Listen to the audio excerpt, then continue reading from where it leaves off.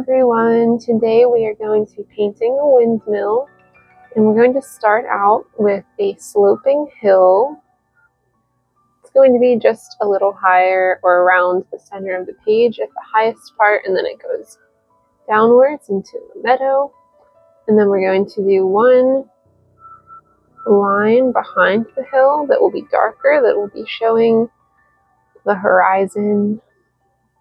Here at the top of the hill is where our windmill is going to be. It's quite small, so you're going to be doing a cylindrical shape. You could start out with a rectangle and then just curve the edges going up, and both should be going the same direction to show that you're down here looking up at this windmill and it is at a higher point. That is important as far as perspective goes. And then the blades of the windmill, one is going to follow the line of the roof here, and then the other one is just an X going to be intersecting kind of like here.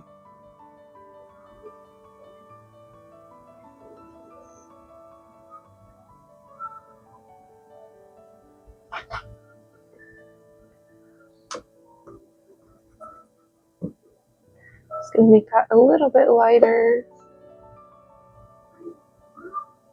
I have a tendency to make my pencil lines a little dark.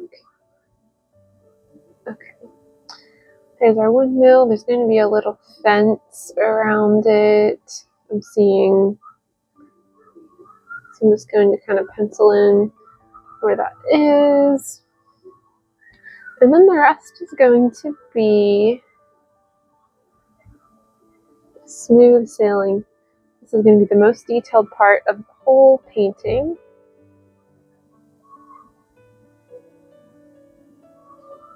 Okay.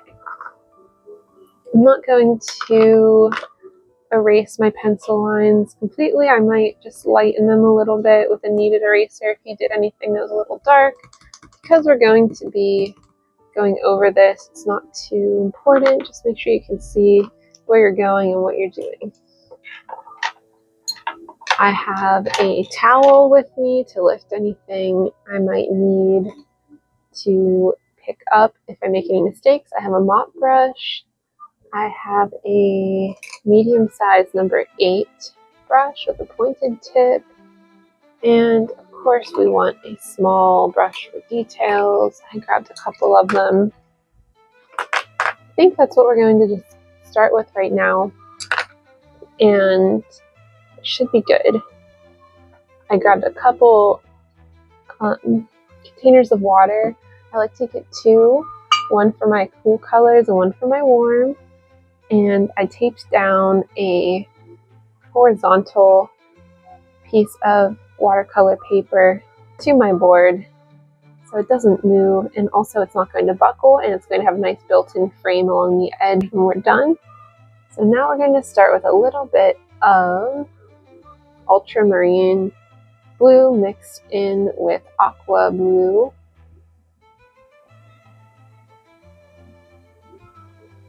It's going to start with our sky, and it's a little darker towards the left. I'm just going to paint over everything. It will be a little darker towards the left, and then get lighter on the right side, and there will be like a sunset on the horizon. So I might lift a little bit of that with my mop brush, kind of mark in where there's going to be some clouds moving in.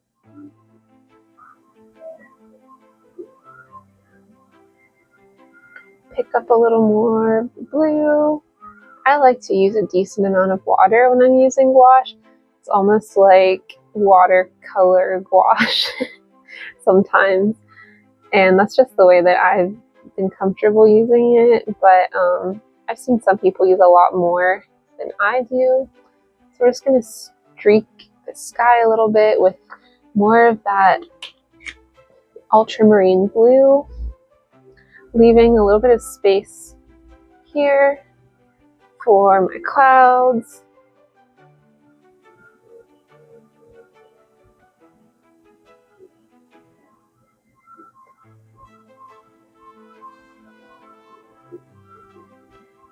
And when it dries, it'll kind of give it this nice, like, natural sky look. It'll be pretty.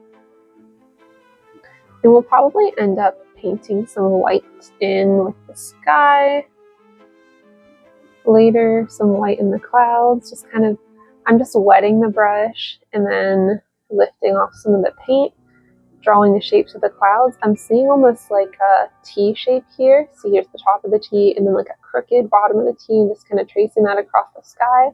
That will be where some of the clouds are. Seeing some like L shapes. I always try to like point out to myself what shapes I'm seeing the clouds make and then try and mimic them if I can. I see a little like swoop here, and I think that helps to create natural cloud shapes. If you can see, it's already kind of working. Don't be afraid to make your own shapes too, but just try to make it look as soft as you can. I see some yellow and orange in the sky in the back where it gets kind of bright, so I'm going to go ahead and move on to that next step and add in, I see it all the way back here actually, and I want the sky to be vibrant but also soft. The key is how to achieve that without going overboard. I don't know. We're going to figure that out together. I accidentally mixed my cool with my warm water, but that's okay. That's why I like to make a couple of them just in case. And now I'm using some orange. It is, I think, the permanent yellow orange mixed with a little bit of the brilliant orange. So either one works. And then it looks like, again, the sun is kind of setting back here, so I'm going to almost copy like a watercolor kind of technique on this and just put a little bit of orange in the back of the sky there. Maybe that's a little too much water, so we'll just go in and do this fun part. This is what makes it look organic. And then just like take your brush and either use a little bit of water if you need to, or if the page is wet, just keep drying it off on your towel, which is what I have right here. I'm just doing this to the brush every time I pick up some of the water and paint. And moving the brush strokes kind of back in towards the color so I don't mix it in with the blue too much. Okay, I think that's looking pretty good. And now I'm seeing some violet colored clouds over top of this. So I'm going to take a little bit of violet and I'm going to mix it in with my blues that I made earlier. It was ultramarine mixed with aqua blue. And I'm just going to mix in some violet.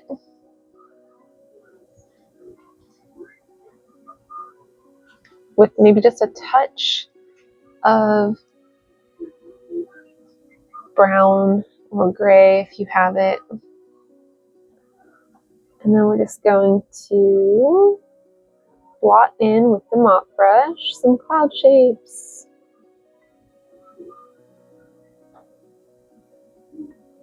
And I'm just dabbing it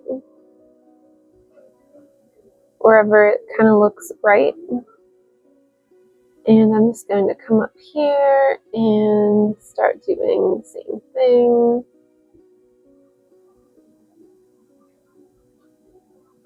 I see some swirling shapes.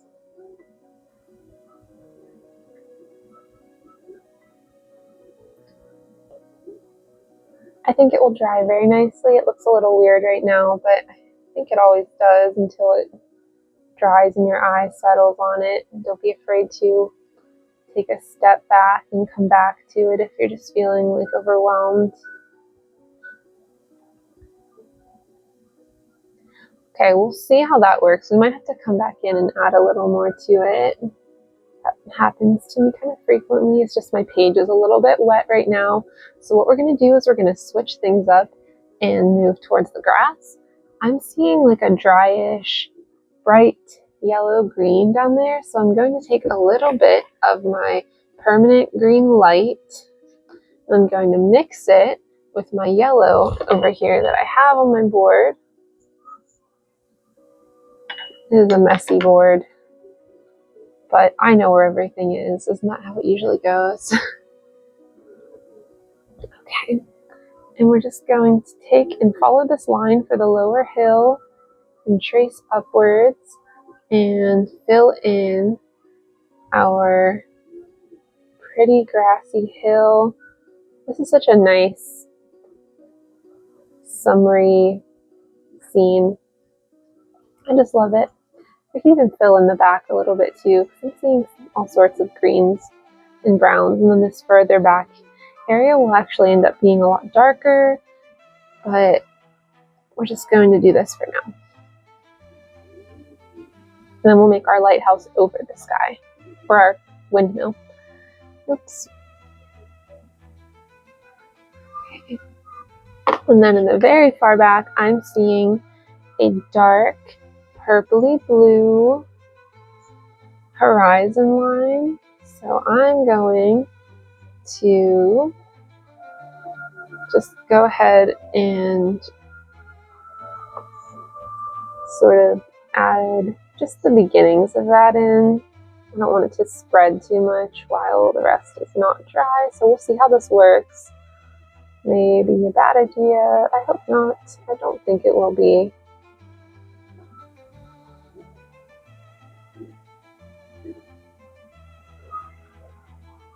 Sometimes if your paper is like a little too wet, I'll take like a paper towel and kind of blot at it. But I'm okay with it spreading up a little bit to suggest a tree line, so we'll just see what happens.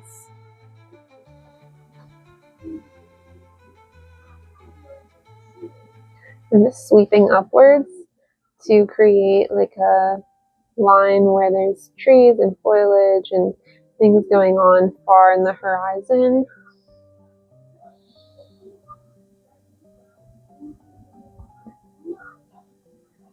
So I'm also seeing some dark green, greenish, bluish trees.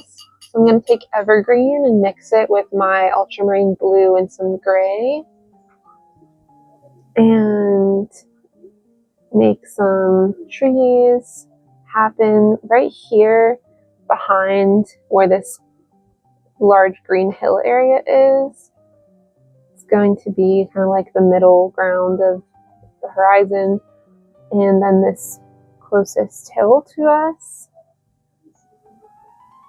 So I'm just going to do some rough tree and bush shapes, a little more defined than the stuff in the far back horizon. I have learned through experience that it's actually best to do things with the idea of a purple haze if you are creating like foliage lines in the distance. Kind of purpley, bluish, and blurry kind of indicates to the human eye that there is distance between your eye and whatever is being presented that way. So I thought that was kind of cool. A cool thing to remember.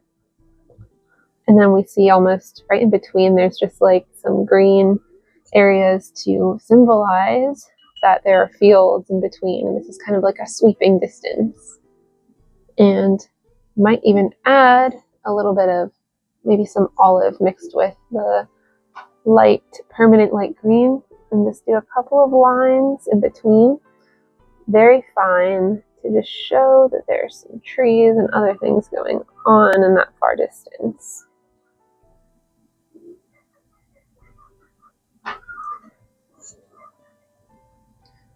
Nothing too detailed.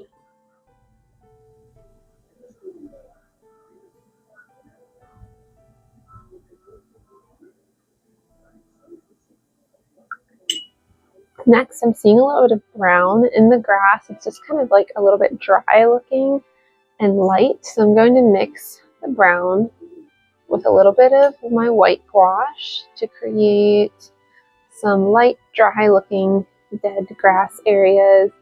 And I'm going to add just a little bit of water to it and make sure my brush isn't too wet, and just kind of add in, especially towards the front, just some like dry patch areas.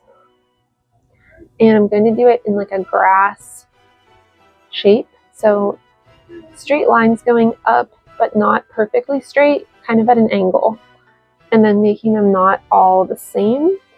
That will add in our visual communication of patchy grass. And then I'm going to just trace this line up here. A couple of lines, almost tracing the line of the hill going up, and then we can soften them just a little bit with some upward strokes, some vertical strokes if you want. And then I'm also seeing underneath where our windmill is, it's kind of sitting on like a dirt hill, so I'm just going to make that area brown too. I'm noticing there's some brownish looking trees kind of to the side back here, so we're going to just take care of those while we're here. Take care of the beginnings of our fence with this brown, and we penciled it in first. And it helps to use a brush with like a nice, fine, trustworthy point on top, because the next step is just beginning to fill in our first layer of our windmill.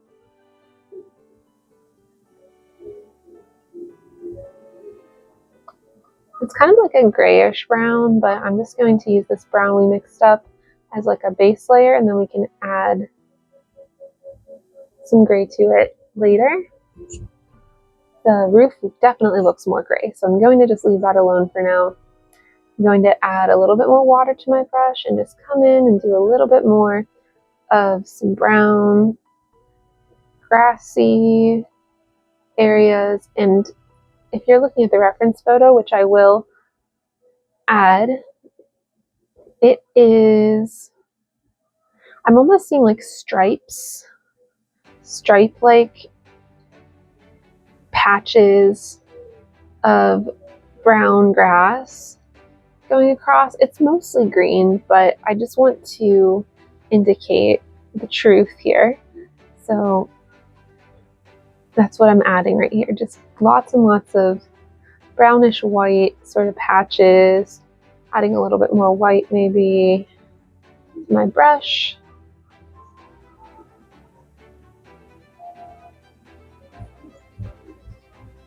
I think that looks pretty good. I don't want to make it too overwhelmingly dark. And I'm going to clean off my brush and then get a little bit more of that yellowy green and add some more grass details. So I'm mixing lemon yellow with some leaf green, and that's going to give me a nice start. Maybe mix a little bit of olive and or permanent green light, depending on what you have. So we're going to start going in and really filling in what we see here. I'm seeing lots of thin, varying widths of grass, and it grows in little tufts, kind of like, have you ever bought sprouts at the grocery store? I'm imagining that. And then if it's kind of long, so the longer pieces of grass kind of fold over, kind of like, I don't know, have you ever seen like a spider plant? When it grows long enough, the pieces kind of do this, like they curl. So add some curly pieces of grass. It will look very nice, and you'll see the realism of your shapes that you are choosing to intentionally include. You're going to see it really amplifying your effect, your composition. I'm noticing that all these grassy patches have green mixed in with them, so that's what I'm trying to do, while also leaving some spots that don't have grass on them. So I'm doing my patches and then leaving some spots with just maybe a few grass details drawn in there. And I'm doing that because we're going to add flowers eventually, little white ones. And I don't want that to be overpowered by just grass everywhere. And that's the beautiful thing about painting and deciding what you're going to paint and how you're going to paint it.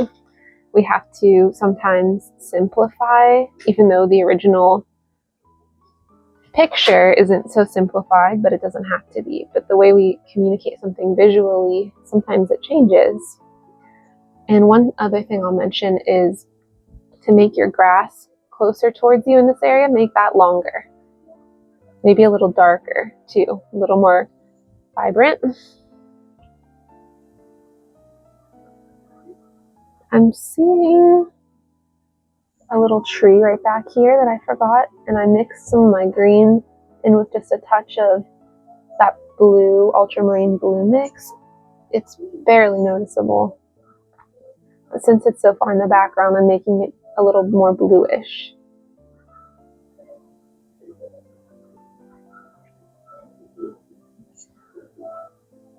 Okay, that looks nice. And if you can see it, our sky is dried and that looks pretty nice. I might just add a little bit more to it, but I'm happy with that for the most part. Okay, and I think this is pretty good for our grassy area. I'm going to maybe start working on the roof of our windmill. So I have our ultramarine blue mixed with aqua blue, mixed with a little bit of gray, which, you know, you can easily make that as well if you don't have anything like that. I'm adding a little bit of brown to it as well. So I'm going to go for like a grayish, bluish brown. Not a warm brown, but more of like a raw umber or burnt umber. It's going to be just a touch lighter or darker, than the building.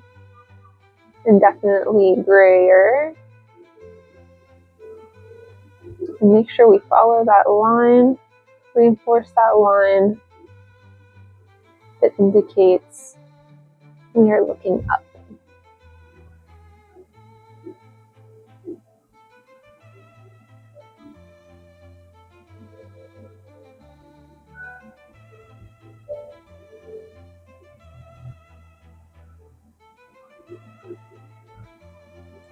And then I'm just going to take some of that dark color and go back over the fence just a little bit, adding some more details.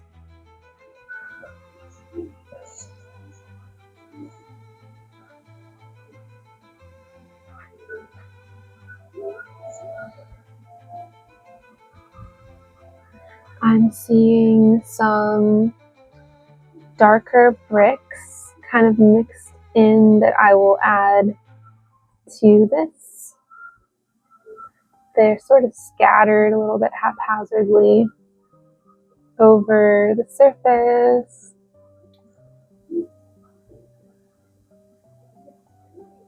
And I'm darkening the edge of this windmill with a brownish gray mixed with some water, and then letting it kind of blend. So you'll see that this is the shadowy edge, and then this will be lighter on the right side.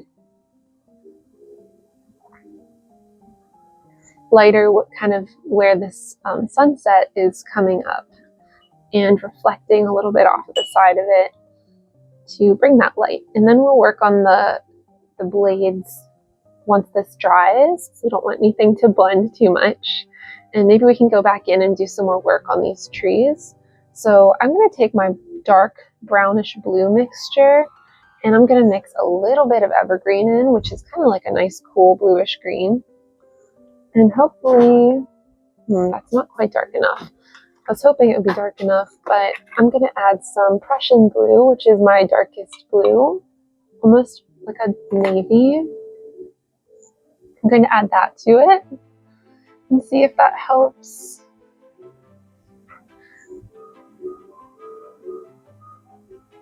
And I just wanted to go and add a little bit more detail to my tree line. And it may not be dark enough for me still, so what I might do is just add a little bit of black to it, which I know that some people say not to do that, but I do it and it still looks okay. So we're going to let that dry for a second. Might add a little bit more blue, grayish, purple to my very far background.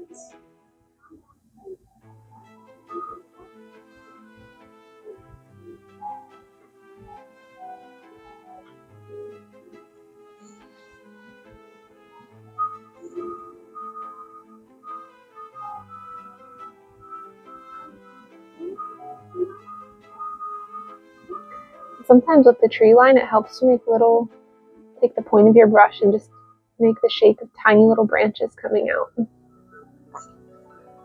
That will further guide the viewer to discern that they are indeed trees. Now I'm going to take more of that evergreen and just mix it a tiny bit with the bluish purple, and now I'm just going to come in and just add a little bit of darkness to some of my grass patches. Just a couple strands here and there, so we'll add just some shadow and depth to it. It's like when you really look at grass, I just see so many colors and shades of green that I would not have thought of otherwise. Just a little bit here. I'm not going to go too wild.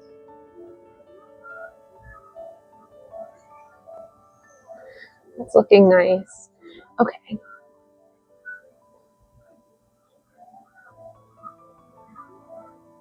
Now we're going to do some finer details. I'm going to take my pure white gouache, just wet my brush a little bit just so it glides nicely on my paper.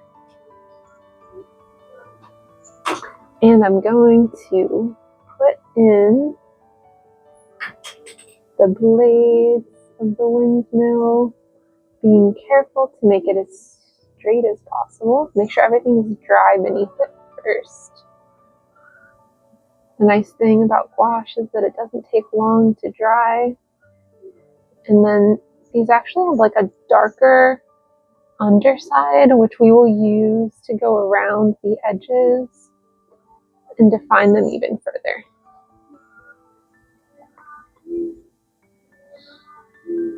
Now we're going to take that white gouache, since we already have it on our brush, and make some white flowers all throughout. These are the ones that are almost shaped like discs, like little saucers. I don't remember what they're called, but they're very pretty. They're usually growing wild in fields. The flowers get smaller the further back you go, and larger the closer we are to the bottom right. We want to use all the tools that we have available to us whenever we are drawing a scene like this. I'm going to make some very small ones down in the background here, far away. That looks very nice. And like I said, since we already have that white, we could take our medium-sized number 8 brush, and if you want to, this is optional, to work on your clouds just a little more, just add a little bit more of that white in. And what this does is just add a little bit more of believability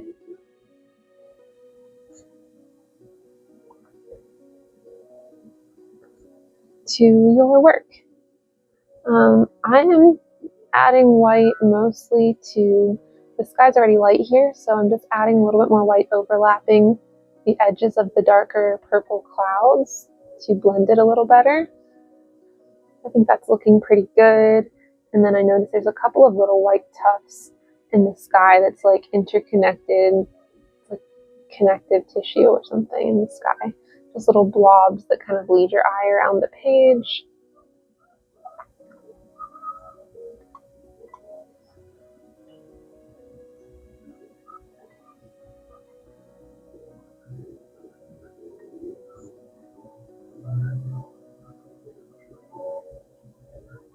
And I'm doing this with a mostly dry brush. Some areas I'm using a lot more water, some of them I just want that intensity.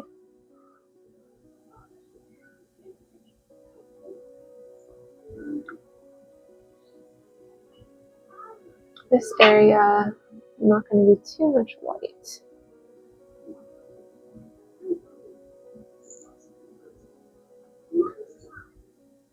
Just enough to kind of make some of these other little areas pop out more. Clouds are always overlapping each other, so I like to remember that when I'm painting, that there's always like an overlap of shapes and colors on top of each other.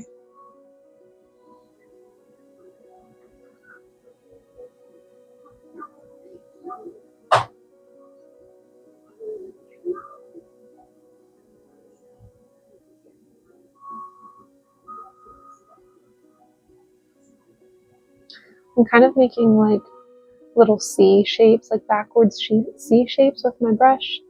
And I'm left-handed, so if you're right-handed, that might be frontward C shapes. But I've noticed that kind of helps with some pressure down there. Like I'm not really lifting it up and drawing a C, but I'm keeping my brush on the paper and just doing this, like a little C shape. And then pushing the brush straight in to create like blobs too. Because that's really what clouds are, they're just blobs. Beautiful blobs, but still blobs nonetheless. And this is great because, you know, with the original mop brush, with the water and like the faint streaking, we created those nice like kind of cloud illusions in the background, and then we're going back in with this grayish white and just creating more intense shapes on top of it, which is just, it's a nice effect. I think it gives you that like abstract blendedness, but then it also provides more concrete shapes.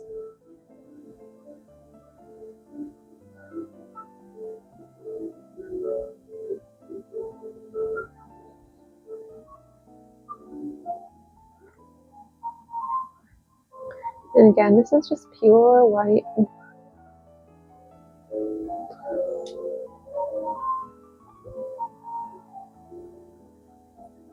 That is the biggest tube of paint that I have, is usually my pure white, because I go through so much of it. Then after I do a couple of these on top, I'm just going to go back in and darken my clouds one more time.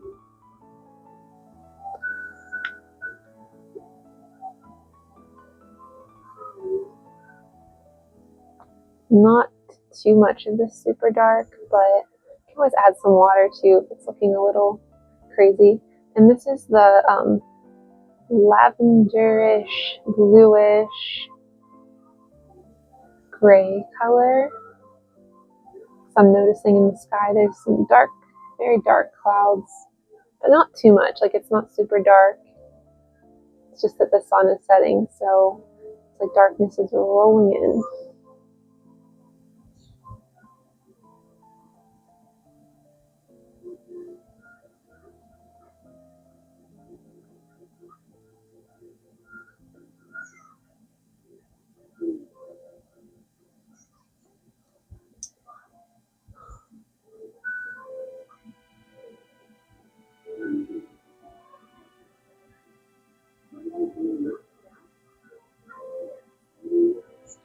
And to me, that looks pretty good. I don't want to mess with it or overwork it too much, because with skies, I think it's so easy to do that. One more thing I will say, though, is that I'm noticing there's just a bit more darkness up here that I want to reinforce. Blot that in.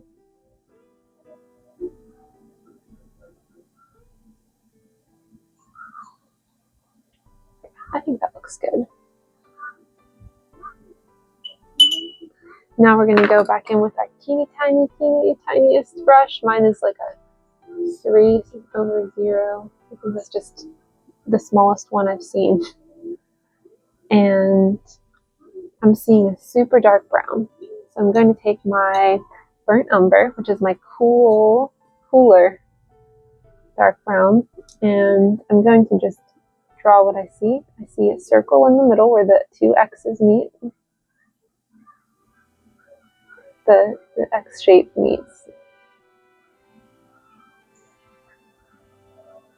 Going to make sure my brush is just a touch wet, and then the underside of this top left gets to be dark brown. Oh, it is hard to keep this straight.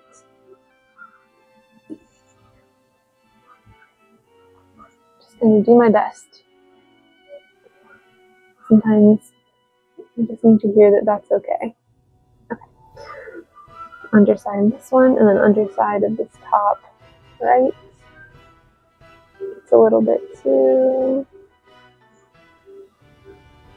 And this one down here almost doesn't need it, except I just want it to be a little bit thinner.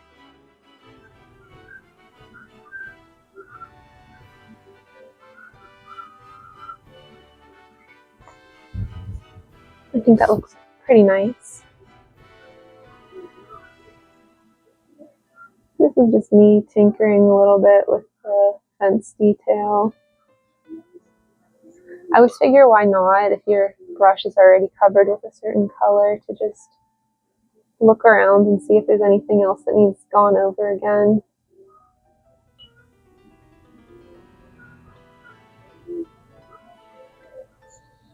Okay, that looks nice. We're just about finished, I think. Doing a little bit of shadow underneath the roof, just darkening that a little bit really. Just tracing anything that could be darkened a little bit and just going over with a little bit of this brown. Just the tree line here.